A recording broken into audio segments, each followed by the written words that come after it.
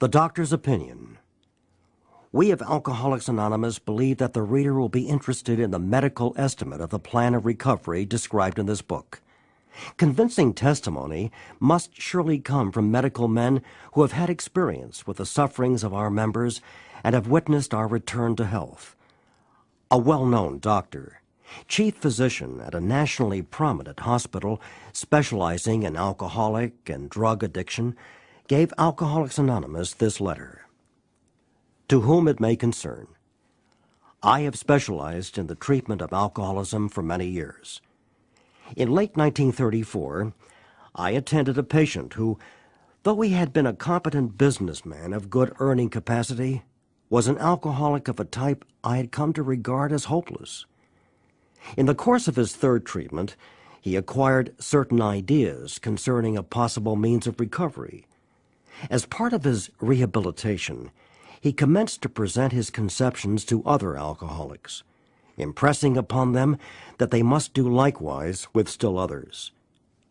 This has become the basis of a rapidly growing fellowship of these men and their families. This man and over 100 others appear to have recovered. I personally know scores of cases who were of the type with whom other methods had failed completely. These facts appear to be of extreme medical importance. Because of the extraordinary possibilities of rapid growth inherent in this group, they may mark a new epoch in the annals of alcoholism. These men may well have a remedy for thousands of such situations.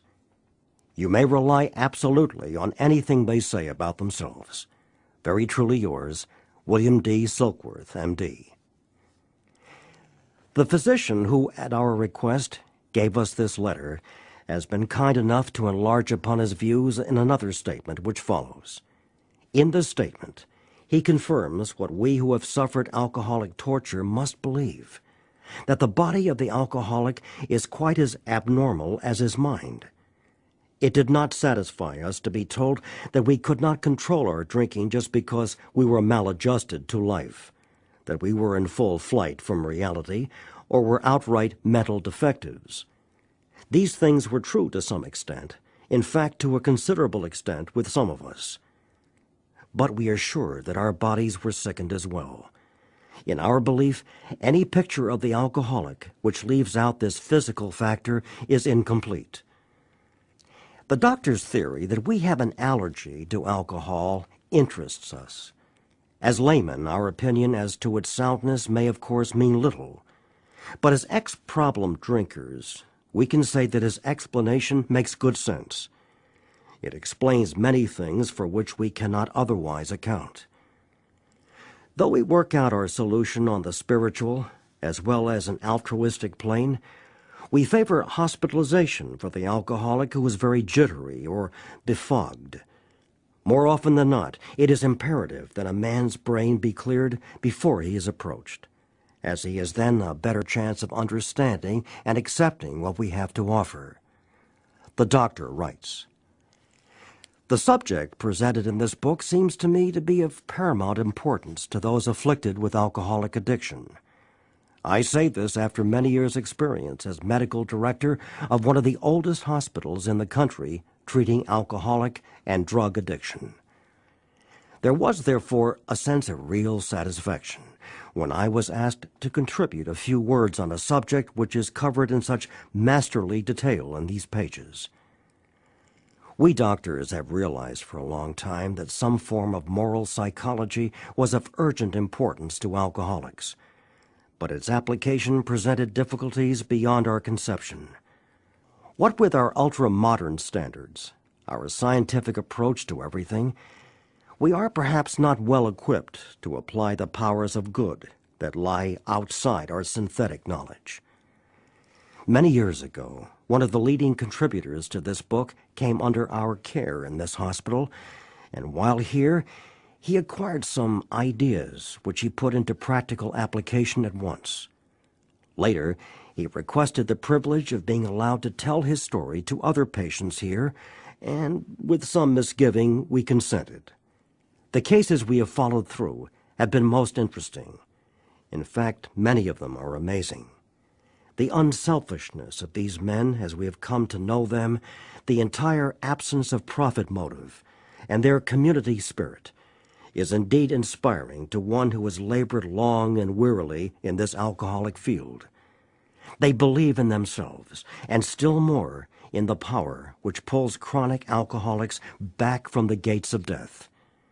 Of course, an alcoholic ought to be freed from his physical craving for liquor, and this often requires a definite hospital procedure before psychological measures can be of maximum benefit.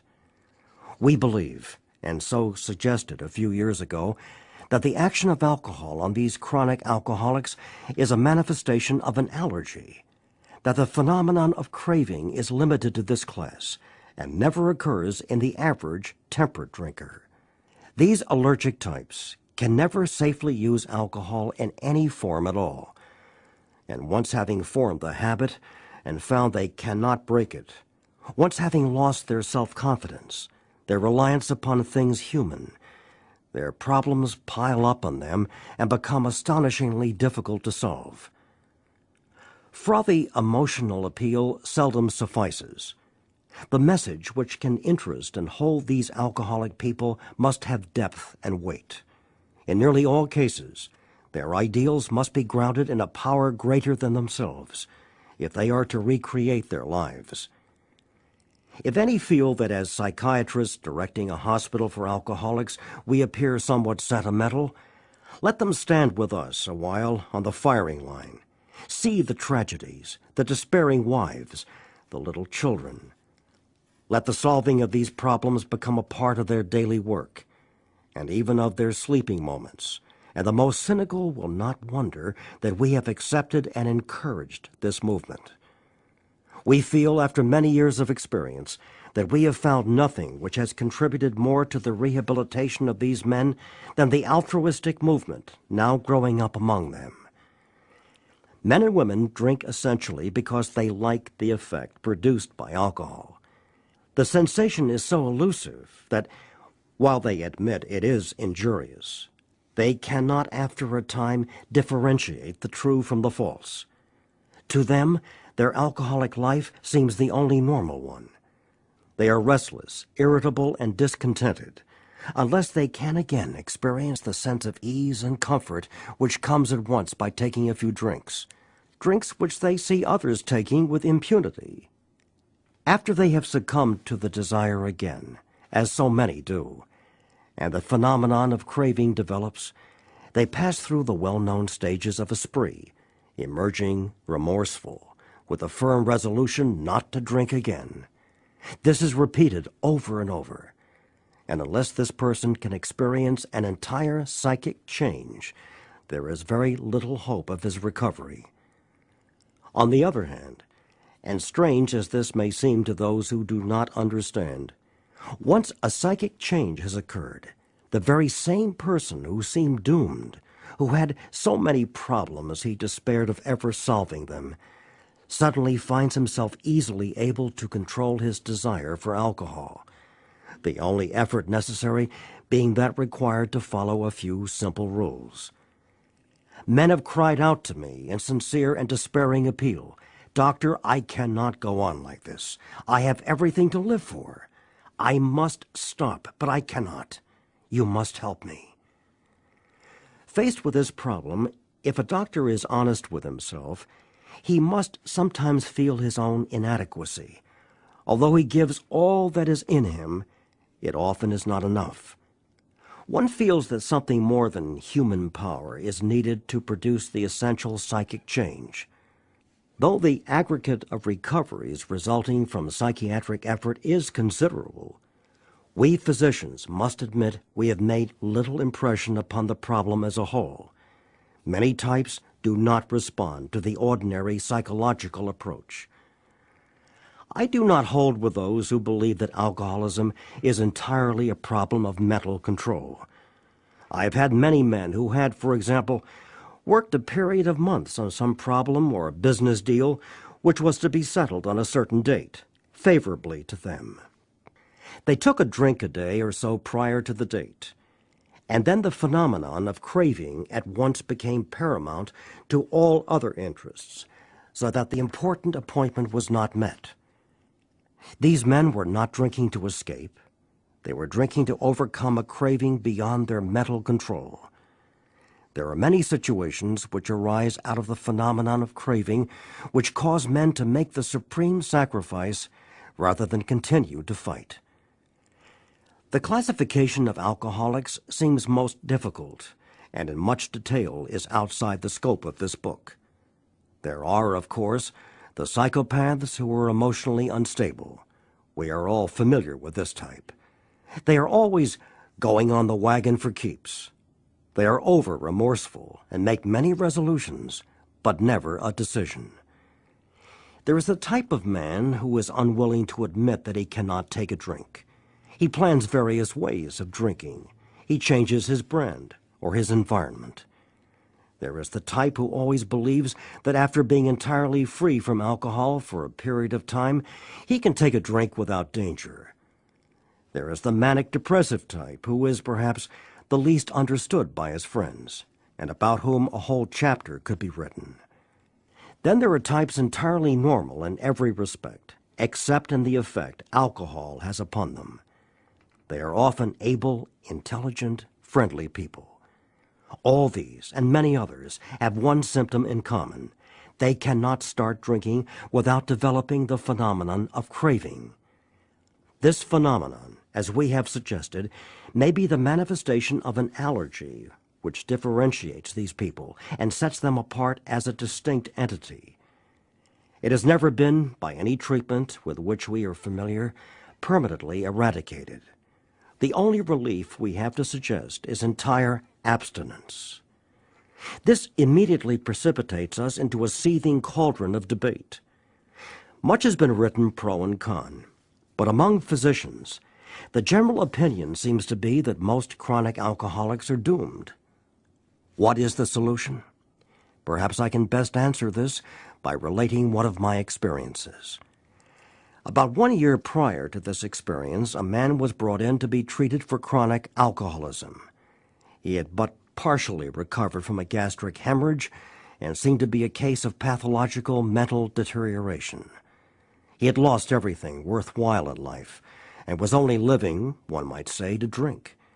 He frankly admitted and believed that for him there was no hope. Following the elimination of alcohol, there was found to be no permanent brain injury. He accepted the plan outlined in this book.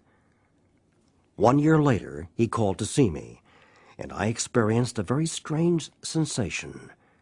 I knew the man by name and partly recognized his features, but there all resemblance ended. From a trembling, despairing, nervous wreck had emerged a man brimming over with self-reliance and contentment. I talked with him for some time, but was not able to bring myself to feel that I had known him before. To me he was a stranger, and so he left me. A long time has passed with no return to alcohol. When I need a mental uplift, I often think of another case brought in by a physician prominent in New York. The patient had made his own diagnosis, and deciding his situation hopeless, had hidden in a deserted barn, determined to die. He was rescued by a searching party and in desperate condition brought to me. Following his physical rehabilitation, he had a talk with me in which he frankly stated he thought the treatment a waste of effort, unless I could assure him, which no one ever had, that in the future he would have the willpower to resist the impulse to drink. His alcoholic problem was so complex and his depression so great that we felt his only hope would be through what we then called moral psychology, and we doubted if even that would have any effect. However, he did become sold on the ideas contained in this book. He has not had a drink for a great many years. I see him now and then, and he is as fine a specimen of manhood as one could wish to meet. I earnestly advise every alcoholic to read this book through, and though perhaps he came to scoff, he may remain to pray. William D. Silkworth, M.D.